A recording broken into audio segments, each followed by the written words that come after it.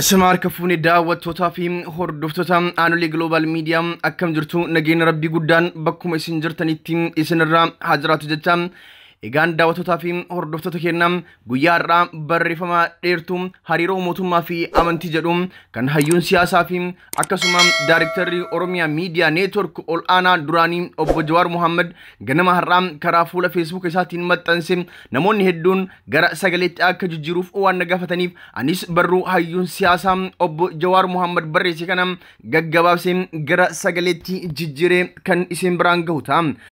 daawwattoota keenya kabajamoo wantoonni haaroftii fi tamsaasni keenya idilee guyyaa guyyaan AJM irraa isiniif darbu akkasuma beekumsi hayyoonni keenya isiniif qodan bifa akka irraa kanaan akka isin bira gahuuf warri karaa YouTube channel keenya nu hordoftan YouTube channel keenya subscribe godhadhaa jecha warri karaa Facebook atiin hordoftan immoo page Facebook keenya like follow godhadhaa jecha amma kallattiimaan gara barreeffama hayyuun siyaasaa fi daayirektarri ol aanaan Oromiyaa Media Network duraanii obbo Jawaar Mohaammed barreessetti isin ceesisa.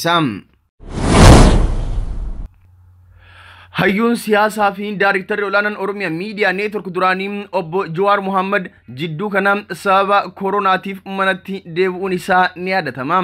obbo Jawaar hojiilee siyaasaa biyya keessatti hojjetaa jiruuf waan akka duraanii olii gad deemuun isaaf hin aanjineef mana keessa taa'eetiin saba koo tajaajiluu qaba jedhee artikiliiwwan tokko barreessee uummata isaatiin gahaa jira. kana duras barreeffamoota lama dhedheeroo barumsa guddaa qaban barreessuun ni yaadatama.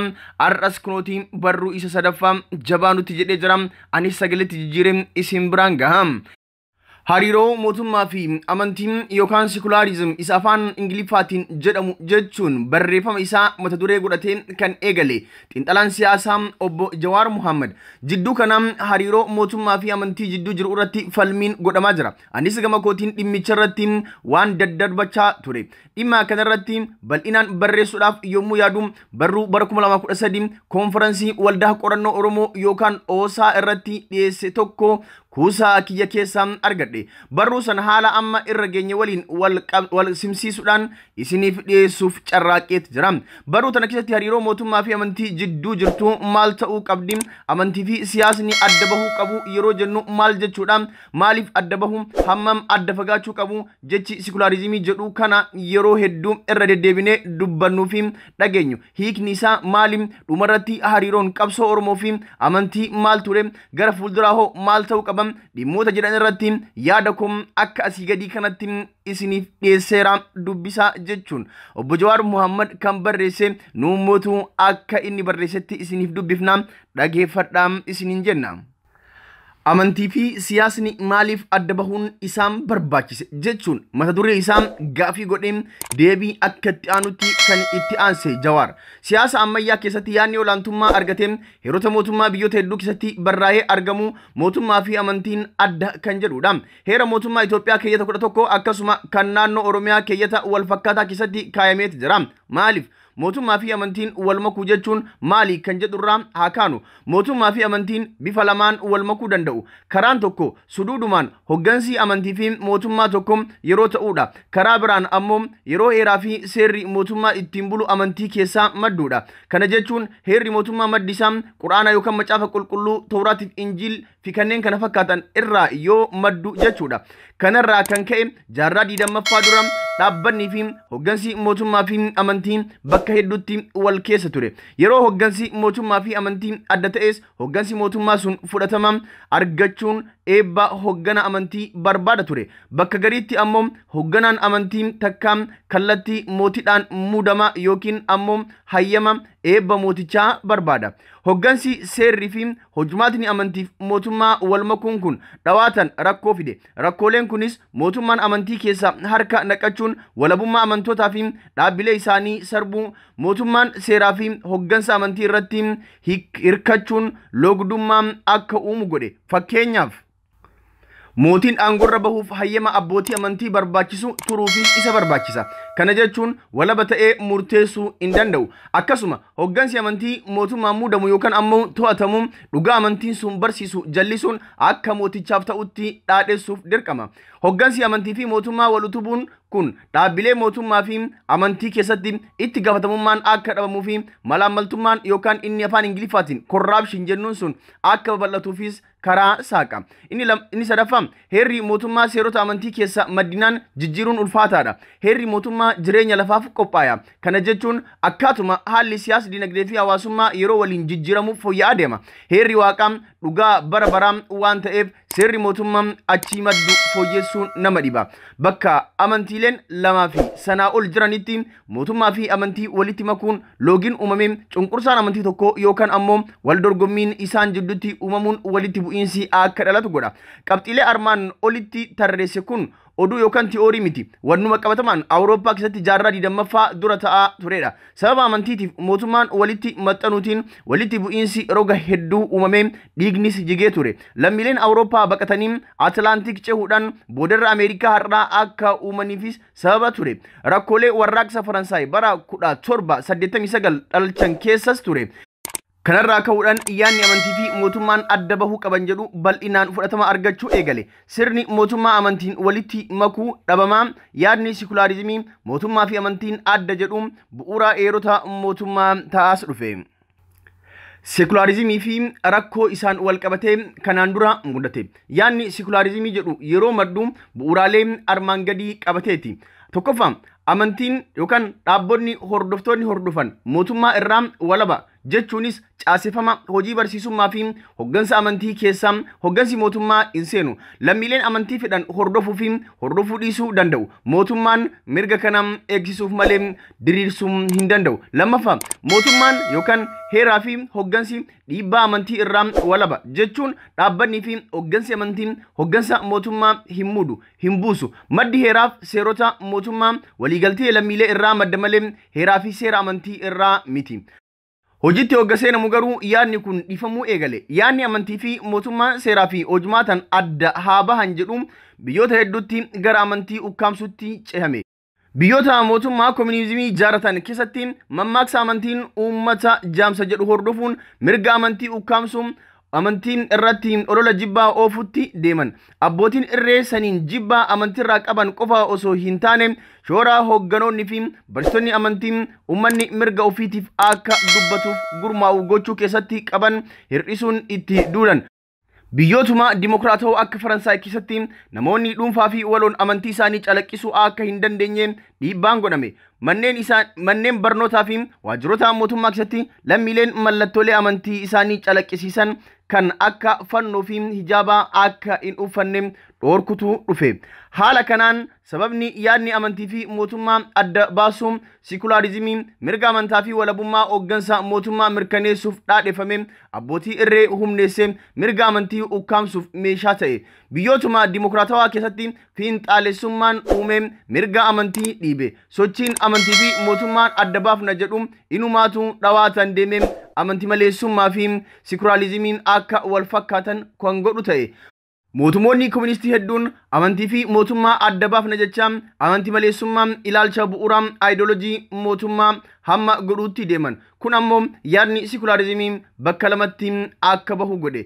Sikularizimii fo'aa separatist leesist sikularizim kan armaan olitti dhiyeessine amantiin kan dhuunfaan waan ta'eef barsiifni aadaan eenyummaan fi mallattoon amantii gonkumaa mul'achuu hin qabu kan jedhudha.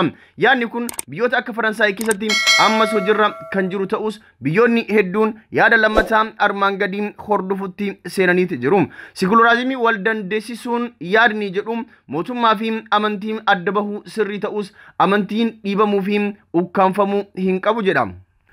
Sikularizimii wal dandeessisuun accommodative sikularizim inni jedhamu suni yaadni kun mootummaa fi amantii walitti makuun miidhaa akka qabu amanus yaada amantiin maandhee dhuunfaa private domain qofaatti ittifamuu qaba jedhu hin fudhatu. Yaadni kunis kan madde waan lama irraayi. Kan duraan abbootiin irree maqaa sikularizimiitiin mirga amantoota cunqursuu isaaniiti. Inni lammataa ammoo ummanni addunyaa harki wayyaba waaqatti waan amanuuf amantiin guutumatti jireenya hawaasaa public life keessa balleessuu hin danda'amu hubannaa jedhu uumamuu isaati. Hayyoonni akka John Rawls fi Jorgen Herbermann faan kan yeroo dheeraaf sikularizimii fo'aa leessist sekularizim dhaadheessaa turan dhuma jireenya isaanii irratti yaada amantii dahoo dhuunfaa qofaatti deebisuun akka hin danda'amnee fi jireenya hawaasaa keessatti bakka kennuufiin dirqama akka ta'u dubbatan. Hojiin mootummaa jireenya hawaasaatiif heera seeraa fi imaammataan haala mijeessuu waan ta'eef amantii guututti moggaatti dhibee akka ukkaamsetti itti gaafatamummaa isaa bahuu hin danda'u jedhan. Kanarraa ka'uudhaan hojimaata amantii fi mootummaa akka godhuu fi kan amantii guututti moggaatti dhibee jidduutti falli barbaadamuu akka qabu barreessan. Kunis amantii fi mootummaan walitti makamuu addaanis fagaachuu osoo hin taane wal danda'uun isaanii barbaachisaa akka ta'uu dandeessan. Hayyoonni akka Charles Raajee fi Joosefam akkaataa mootummaa fi amantiin wal danda'anii deemuu qaban irratti hedduu barreessan. Alfred Steven bifa sekularizimii mootummaa fi amantiin itti wal danda'an kan twin toleration jechuudhaan moggaase. Akkaataa yaada kanaatti mootummaa fi amantiin wal danda'uudhaaf ulaagaaleen armaan gadii kanaa guutuu qabu. Tokkoffaa, walirraa fageenya seeraan daangeffame. Principled distance. Mootummaa fi amantii jidduu jechuunis hoggansaa dhaabbileef barsiisaa jara lamaanii jidduu walirraa fageenyi wal hubannaa irratti hundaa'ee jiraachuu qaba. Kana jechuun walitti dhufeenyi hoggantoota gama lamaanii akkasumas shoorri barsiifni amantii imaammataa fi seerota mootummaa irratti qabu ifaatti mari'atamee kaayamuu qabaadha. Gara biraan mootummaan yoo gaafatame malee hojmaata dhaabbata amantii keessa hin lixu. Hoggansi amantii yoo barbaadame malee hojmaata mootummaa keessa hin lixu. Walitti dhufeenyi gama lachuutis dambii fi wal hubannaa dursee lafa kaayamuun tilmaamamuu qabaadha. Inni lammaffaa fageenya walqixxummaa. Mootummaan amantiilee hunda irraa fageenya walqixxummaa irratti argamuu qaba. Kana jechuun mootummaan gochaan jechaan mallattoo amantii tokkotti dhiyaate kan biraa irraa kan fagaate ta'uu hin qabu. Ummannis shakkii akkasii akka hin uumamneef dhaabbilee hoggantoota amantii yeroo dhimma mootummaa irratti hirmaachisan hunda isaanii bifa walqixa ta'een ta'uu qaba. Inni sadaffaan kabaja hundaaf kennu respect for all isa afaan Ingiliffaatiin jennuun san. Mootummaan amantii hundaaf kabaja walqixa qabaachuu qaba. Kana jechuun mootummaan barsiisa mallattoo hoggansaa fi adeemsa isaa keessatti hordoftoota amantii hundaatiif beekamtii walqixxummaa kennuu danda'uudha. Fakkeenyaaf hoggansi mootummaa barsiifni amantii biraa kan dhuunfaa isaatiin faallaa ta'us hanga hojii mootummaa irra jiru ijjannoo isaa ibsuu hin qabu. Miidiyaaleen mootummaas gabaasa barsiisaa ta'e mallattoolee amantii tokko busheessuun kanneen biraa dhaadheessuu hin qaban jechuudha. Afraffaa, wal dandahiinsa gama hundaa. Hoggansi yookaan dhaabbileen mootummaa fi amantii beekamtii walii kennuu qabu. Kana jechuun hoggansi mootummaa dhimma bulchiinsa biyya keessatti aangoo fi itti gaafatamummaa guutuu akka qabu hoggansi amantii beekamtii kennuu qaba. Gama biraanis dhimma amantii isaanii keessatti barsiifni dhimmi jaarmaya amantii to'annaa mootummaatiin ala ta'uu fi hoggansi amantii fi hordofni walabummaa kan gaggeeffatan ta'uu hoggansi mootummaa beekamtii kennuu qaba. Kana gochuun hoggansi gama lamaanii akka waliin shakkine wal hin doorsifnee fi hojmaata irratti gufuu walitti hin taane fayyada. Shanaffaa, waliif tumsa gaarii. Hoggansi amantii mootummaa tajaajila hawaasaa irratti walii tumsuu qabu. Fakkeenyaaf gaariin haala koronaa amma keessa jirrudha. Mootummaan haala kana jala uummata baraaruuf seera baasa. Hoggansi amantii ammoo uummanni seera beesan hordofee fayyaa ofii akka eeggatu gorsa. Bifa kanaan mootummaa fi amantiin waliif tumsanii uummata tajaajiluu danda'u. Inni jaaffaan hirmaannaa walqixxummaa qabaachuudha. Hordoftoonni amantiilee garaagaraa biyya tokko keessa jiran mootummaa keessatti hirmaannaa madaalawaa ta'e qabaachuu qabu. Kunis bakka bu'ummaa bulchiinsa mootummaa, qoodama dinagdee, hirmaata seenaa akkasuma ijaarsa eenyummaa biyyoolessaa isa afaan Ingiliffaatiin national identity keessatti amantii hundaatu qooda madaalawaa isaanii malu argachuu qabu. Inni torbaffaan amantiiwwan karaa faallaa taheen dhimma itti bahamuu isaanii akka malu beekuudha. Amantiileen hundinuu badii fi toltuufis dhimma itti bahamuu akka danda'amu beekuun barbaachisaadha. Jechuun barumsi amantii kamiituu akkuma namoonni irra jireessi waan gaarii fi jireenya isaanii masakuuf dhimma itti bahan, gaariin ammoo akka hojii hamaaf isaaniif tolutti hiiku akka danda'an amanuudha. Fakkeenyaaf amantiin hundi ollaa keessan jaaladhaa gargaara jedha. Namni hamaan garuu keewwata hedduu keessaa jecha takka luqqisee ollaa diinomsuuf itti fayyadamuu akka danda'u beekuudha. Kun ammoo amantiilee jiran jumlaan maqaa xureessuu irraa nu oolcha. akkasuma amantiin waan hamaaf oolu akka malu beekanii mootummaa fi dhaabbileen amantiin fiinxaalessummaa waliin ta'anii akka faacisan gargaara. Lammiileen biyya tokko mootummaa fi jaarmiyaalee amantiitiif miseensa walooti. Akkuma barruu kana keessatti agarree mootummaa fi amantiin yoo akka malee walitti siqanii wal keessa seenanis yoo wal dhibanii walirraa fagaatanis kan miidhamu lammiilee qaamni kullachuu tajaajiluuf dhaabbatanidha. Hariiroon mootummaa fi amantiin ilaa fi ilaameen torban armaan olii irratti yoo kan gaggeeffamu taate walabummaa walii eeganii waliif tumsanii nageenyaa fi misooma biyyaaf akkasuma misooma qaamaa qalbii lammiileef hojjechuu danda'u jedhamee amanama. Faallaa kana mootummaan barsiisaa fi hojmaata jaarmiyaalee amantii keessa yoo seene mirga amantii sarbuu qofa osoo hin taane walitti bu'iinsi hamaaf affeeruu akka danda'u seenaan addunyaa ragaadha. Mootummaan amantii takka ofitti qabee kanneen biraa yoo achi qabee loogii uumuu qofa osoo hin taane balaa affeera. Itoophiyaa fi sekularizimii. Itoophiyaan erga uumamtee as Itoophiyaan hariiroo amantii mootummaa bifa adda addaa sadiin gaggeessuuf yaaltee jirti. Minilik irraa kaasee hanga bara Haayila Sillaaseetti amantiif mootummaan wal makoo turan. Amantii mootummaatitu state religion ture. Kun ammoo walabummaa fi walqixxummaan amantii akka hin jiraanne godhe. Bara darbu ammoo faallaa sanii deemame. Separatist secularism gubbatti tuqne hojiirra oolchuuf yaalame. Amantii mootummaa irraa kan fageeffame qofa osoo hin taane mootummichi ilaalcha farra amantii tarkaanfachiisaa ture. Yeroo kanatti walqixxummaan amantii uumuu irratti fooyya'insi jiraatus walabummaan amantii garuu sarbamaa ture. Bara sirna EPRDF ammoo yaalii nugusoota dargii keessatti godhamee wal madaalchisuuf yaalame. Amantii fi mootummaan heeraan adda baafaman ta'us seerri sun dhugatti hojiitti hin hiikamne. Mootummaan suduudaa fi lafa jalaan dhaabbilee amantii harka keessa naqachuun dantaa paartii aangoo harkaa qabuutiif oolchaa ture. Yeroo ammaa kanattis dhimma hariiroo amantii fi mootummaa bifa haaraan ijoo dubbii ta'aa jira. Erga muummeen ministeera Itoophiyaa Dr. Abiy Ahmed gara aangoo dhufee hojii mootummaa fi amantii bifa nama yaaddeessuun walitti makamuu eegalee jira. Walitti dhufeenyi amantii fi mootummaa kun rakkoo akka hin uumneef gamanumaan seeraa fi sararaa qabsiisuun barbaachisaadha. Anis kanumaafiin yaada kana katabe. Inni itti aanu amantii fi qabsoo Oromooti. Qabsoon Oromoo dhalootumaa kaaftee dhimma sekularizimiitiin walitti fullaate. Kunis karaa sadiini. Tokkoffaan sirna qabsoon tun irratti finciluu eegalte kan mootii Haayila Sillaasee mootummaa fi amantii walitti makuun loogii fi hacuuccaa gaggeessaa waan tureef. Qabsoon Oromoo ganamumaan dhimma kana mormuun ijjannoo mootummaa fi amantiin adda bahuu qaba jettu akka fudhatu taasise. Kan lammataa qabsoon uummata Oromoo amantii hedduu hordofuun bilisa baasu waan taateef sekularizimii fudhachuun tokkummaa uummatichaa eegsisanii milkaa'uuf barbaachisaa ture.